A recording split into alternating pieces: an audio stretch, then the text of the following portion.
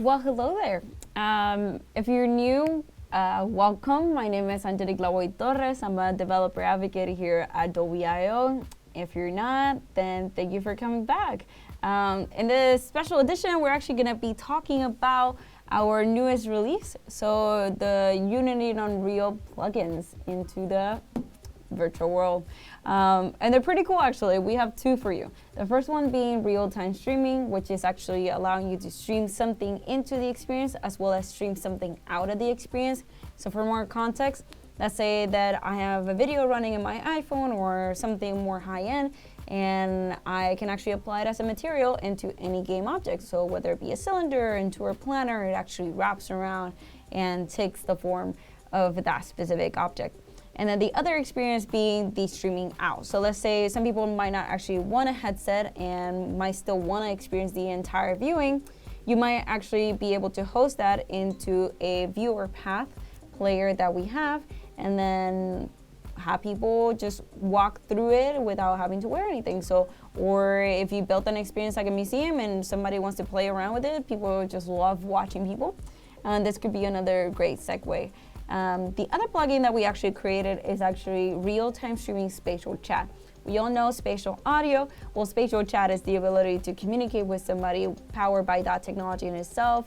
And being able to walk into, a social immersiveness where you have directionality and position actually allowing you to move within the scene and actually simulate what is real life. So let's say that I'm in a concert and you have a lot of loud noises behind you. Well, I can actually hear the loud noise, but not specifically know who's talking, or I can hear the direction of where they're placed, but I'm not close enough to hear the conversation. If I were to have a conversation with somebody right now and they're right in front of me, then I can hear them better, closer, the same way that if I keep moving away, the conversation and their tone kind of like diminishes with time.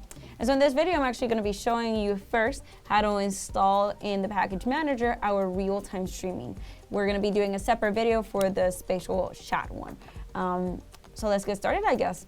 The first thing is first, we're gonna have to open up Unity. And in this case, if you're gonna be following along with the different videos that we're gonna be creating, let's just create it from the get-go so you can keep using the same template. In this case, I just kind of mean like, let's be using the third-person template. And I'm actually just gonna name this RTS, which is real-time streaming, and then I'm gonna name it testing. And make sure that it is a location where you can actually find it better or later.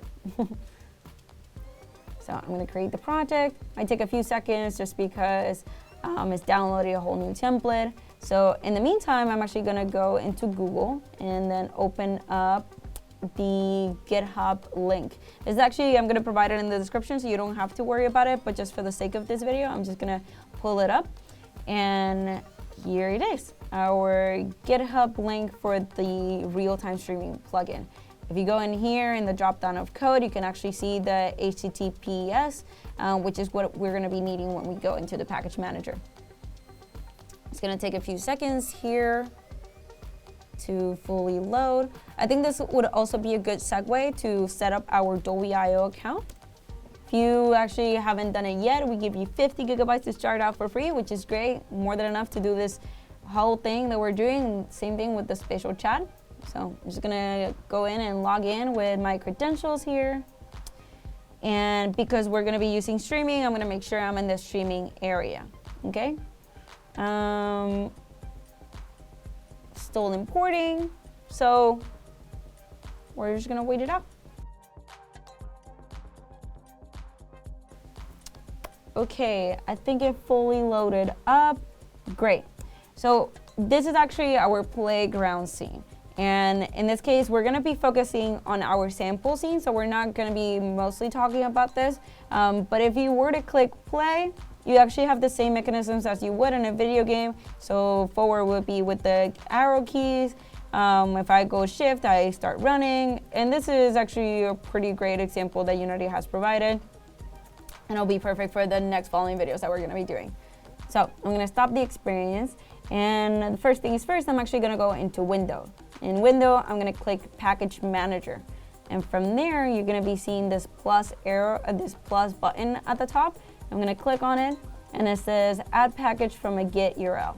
By clicking on that, I'm gonna go back into what I just mentioned, the HTTPS, copy that, then go back into it and drop it in there.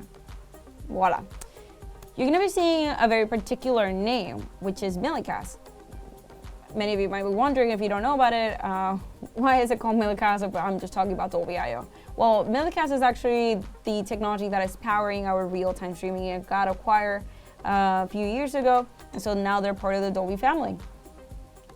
So now that it's done and I explained what Millicast is, and you might see it around some of the other folders, I'm gonna go and click on this sample and kind of do the drop down, and I'm gonna import my scene to actually explain to you a little bit better of like what I'm actually gonna be showing in terms of the capabilities of this plugin.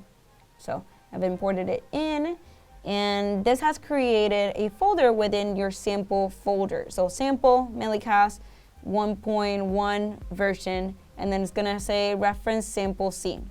If you go inside of there, you're gonna be seeing a bunch of things. There's two assets, there's the materials, prefabs, scenes, and scripts. These two assets are actually very important because we created the ability for you to just simply put your credentials from Dolby just once and not have to put them again ever again. Just kind of do a drag and drop into whenever is asked for the credential. So I'm going to click on the credential asset, and you're going to be seeing in your inspector view that is asking for an account ID, a published token, and the subscribe token.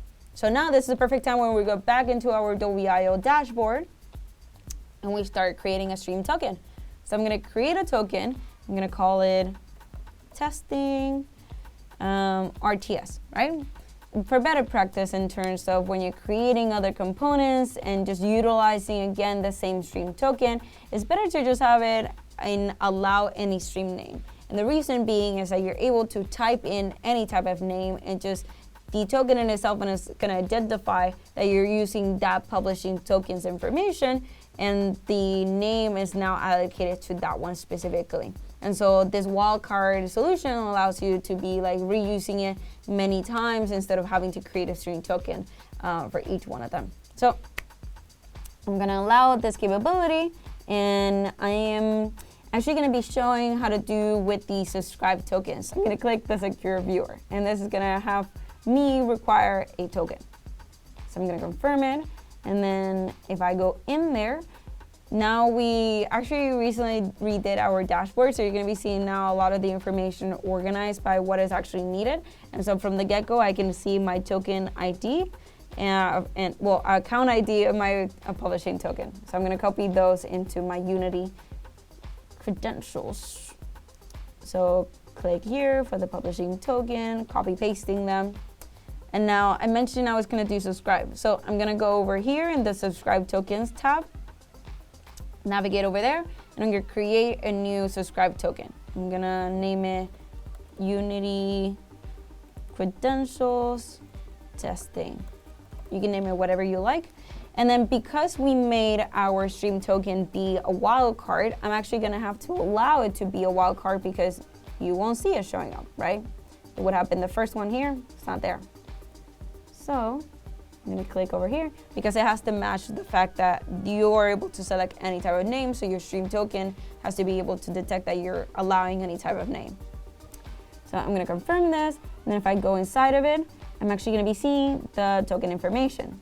Next to it is kind of the rewind view or renew the information, and just make sure that if you renew that, you actually change it back into your Unity one. It's not automatically going to renew. And that's it. You made all your credentials, right? Now, if we go into the other asset, our video configuration one is actually allowing you to configure how do you want your video to be projected into the experience. So you can select from codec resolutions to bitrate, frame rate option, and also scale down options. I'm gonna keep it simple, so I'm gonna do AV1, and then my resolution, I want it to be 4K, right? Cool. So we're done, right? Now let's go into our scenes. And in scenes, I'm gonna open up the fourth one. It says streaming sample.